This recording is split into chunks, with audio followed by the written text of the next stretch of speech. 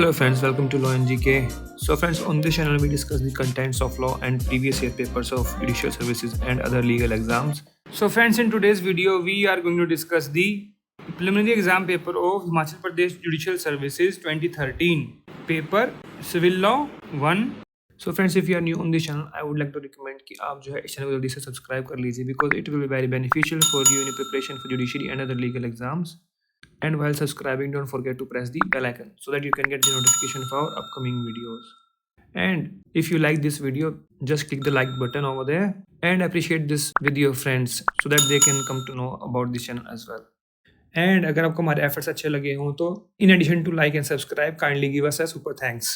Super thanks is a way to help the content creator. Means if you like the videos, you can just donate some money to them in form of tips. Minimum starts with 20. Minimum is 20 rupees.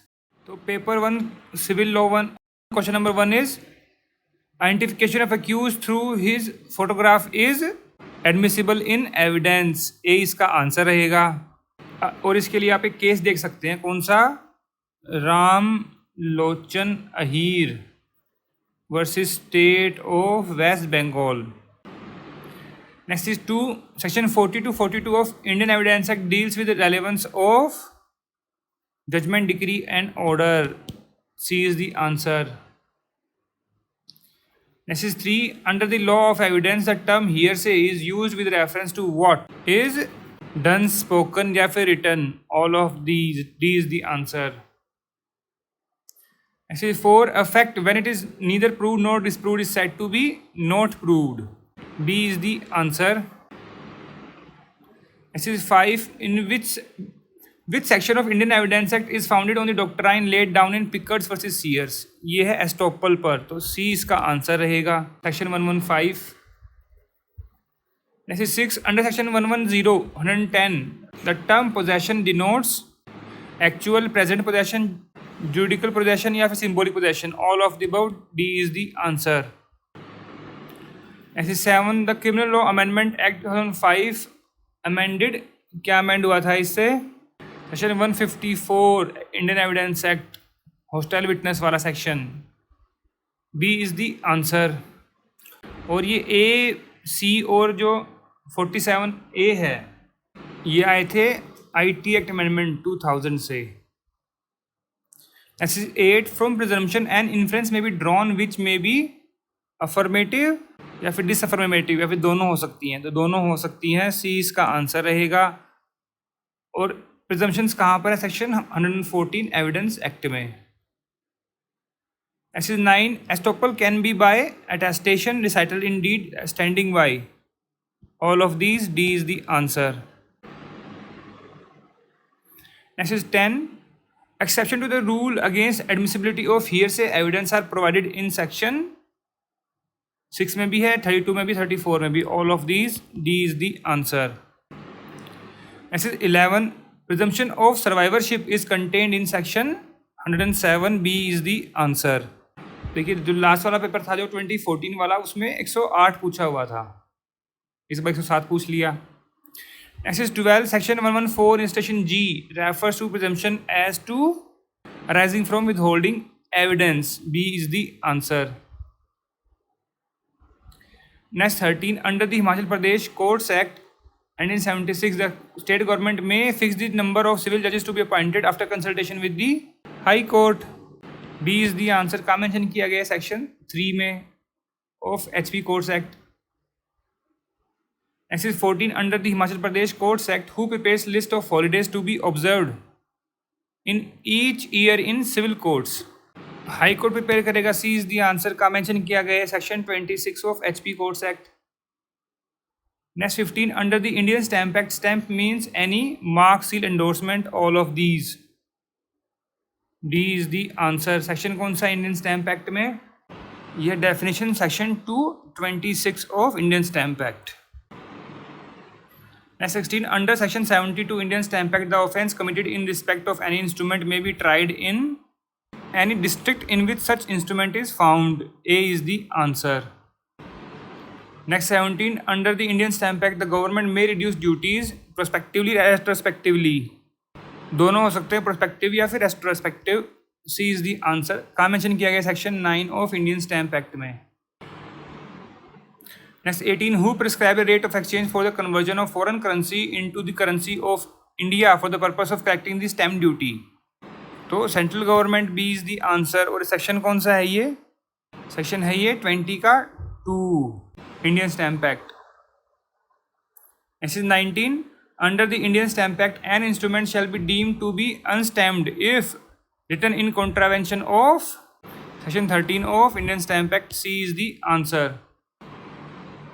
Next 20, under the Indian Stamp Act, in case of lease, the duty is payable by the lessee. B is the answer. अरे ये counter part में है अगर, तो फिर laser देगा। ये कहाँ लिखा हुआ? Section 29, duties by whom? Payable. Next 21, Section 31 of Indian Stamp Act deals with adjudication as to proper stamp. A is the answer.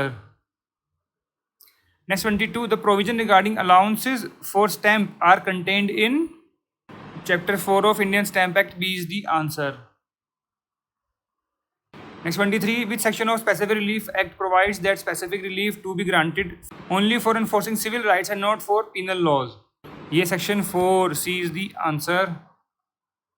Next 24, under Section 26 Specific Relief Act, for rectification of instruments on the ground of fraud or mutual mistake, a time limit for discovery of fraud or mutual mistake is, there is no time fixed.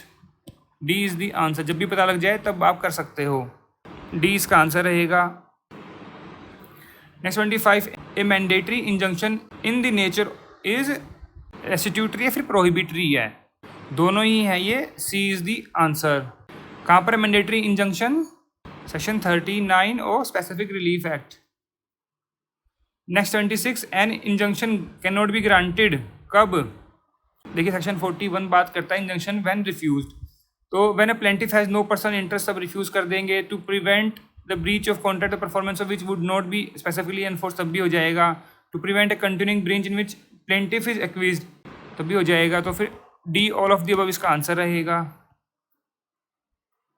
Next 27, provision regarding the person who may obtain specific performance are specified in, ये mention किया गया है section 15 में, तो B इसका answer रहेगा। Next 28, the suit for recovery of possession of an immovable property under section 6 of specific relief act can be filed against a private individual, government के against नहीं हो सकता, तो ए इसका आंसर रहेगा। सेक्शन है ये 6। Next 29, an order or decree passed under section 6 of specific relief act is neither appealable nor reviewable. C is the answer. Next 30, section 12(2) of specific relief act applies where the part which remains unperformed of the contract is a small part. A इसका answer रहेगा। Next 31, which of the following is not a suit of civil nature? देखिए repeat question है कि नहीं है। Suit relating to right to worship ये है। Suit relating to taking out religious procession ये भी है। Suit against the expulsion from caste ये नहीं हो सकता। राइट ऑफ हेरिडिटरी ऑफिस ये हो जाएगा। तो नॉट पूछा तो सी इसका आंसर रहेगा। सूट ऑफ सिविल नेचर के बारे में कहाँ पर बात की गई है? सेक्शन 9 CPC में। Next 32, preliminary decree can be passed in a suit for preemption, sale of mortgage property, redemption. Yes, all of the above. D is the answer. और कहाँ पास करते हैं? Under order 21 CPC। Next 33, decision which is not a decree, कौन सा decree नहीं है? तो order granting interim relief ये डिक्री नहीं है। सी इज द आंसर, बाकी ये डिक्री हो जाएंगे। डिक्री की डेफिनेशन कहाँ है? Section 2(2) of CPC। Next 34, in the case of res sub judice under section 10 of CPC, the court can pass interim order, grant injunction, appoint receiver, all of them. D is the answer, कुछ भी कर सकते हैं। Next 35, res judicata does not apply to writ of habeas corpus. D is the answer, बाकी सब writs पे apply होता है। Court plaintiff, court defendant, PIL सब पे अप्लाई हो जाएगा res judicata। सेक्शन कौन सा है RJ का? Section 11 CPC obviously. Next 36, who is not a legal representative, तो कौन रिप्रेजेंट नहीं कर सकता? एक ट्रेसपासर नहीं होता। सी इज़ द आंसर, बाकी ये हो जाएंगे। LRs के बारे में कहाँ पर बात की गई है CPC में? Section 211 definition. Next 37, under section 29 CPC, judgment means a statement of ground of a decree or order. C is the answer. Next 38, a court may issue a commission to make local investigation, make partition, adjust accounts, all of the above. D is the answer. कहाँ mention किया गया section 75 of CPC and order कौन सा commission का? Order है 26. Next 39, which of the following is an incorrect statement? In legal set-off, the amount claim must be recoverable at the date of the suit, while in case of counterclaim, the amount claim must be recoverable at the date of written statement. बिल्कुल ठीक है. The set-off cannot exceed plaintiff's claim, the counterclaim can exceed. ये बिल्कुल ठीक है. The set-off cannot exceed pecuniary jurisdiction of the court, while the counterclaim can exceed. No, ये wrong है. The legal set-off must be for a certain sum of money, which the counterclaim may be for uncertain. ये बिल्कुल ठीक है. तो सी इसका answer रहेगा. Set of और काउंटर क्लेम के बारे में कहाँ पर मेंशन किया गया है? ऑर्डर 8 में. रूल 6 में है set of and rule 6A में है counter claim. Next 40, in CPC section 35B is added by the amendment act 1976 for providing cost for causing delay. B is the answer. Next 41, for an interpleader suit, which of the following condition is not necessary? There must be some debt or the property in dispute. ये है फिर two or more persons claiming a debt or property in dispute adversely to each other. ये ठीक है. There must be a suit pending wherein rights of rival claimant or debt or property in dispute can properly adjudicated. Pendency की जरूरत नहीं है, तो note पूछा है तो सी इसका आंसर रहेगा. इंटरप्रेटर सूट के बारे में कहाँ पर बात की गई है? सेक्शन है ये 88 एंड इसका ऑर्डर कौन सा है? Order 35 CPC. Next 42, the provision regarding friendly suit are in कहाँ पर दिए गए हैं? सेक्शन 90 है, ऑर्डर 36 है. ए इसका आंसर रहेगा. Next 43, mark the incorrect statement. A decree can only pass in a suit while an order may be passed for a proceeding commenced by a petition or an application. बिल्कुल ठीक है. A decree is an adjudication conclusively determines the right of the parties with regard to all or any matter of controversy. An order may or may not finally determine such rights. ये बिल्कुल ठीक है. फिर है both decree and order may be preliminary. No, decree हो सकती है, order नहीं हो सकता. सी इसका आंसर रहेगा. डिक्री की डेफिनेशन बताई थी मैंने, कहाँ पर है? 2.2 में. एंड ऑर्डर का मेंशन कहाँ है? 2.14 में.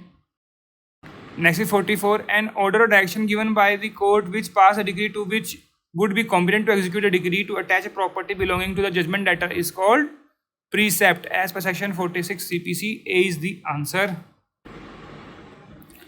This is 45, a right of appeal is not a inherent right. A is the answer. Substantive right है, statutory right है, vested right है. Inherent right नहीं है. A इसका आंसर रहेगा. Next 46, the provision regarding summary suits are provided in order 37. B is the answer. Next 47, necessity rule regarding the admissibility of evidence is contained in section 32. B is the answer.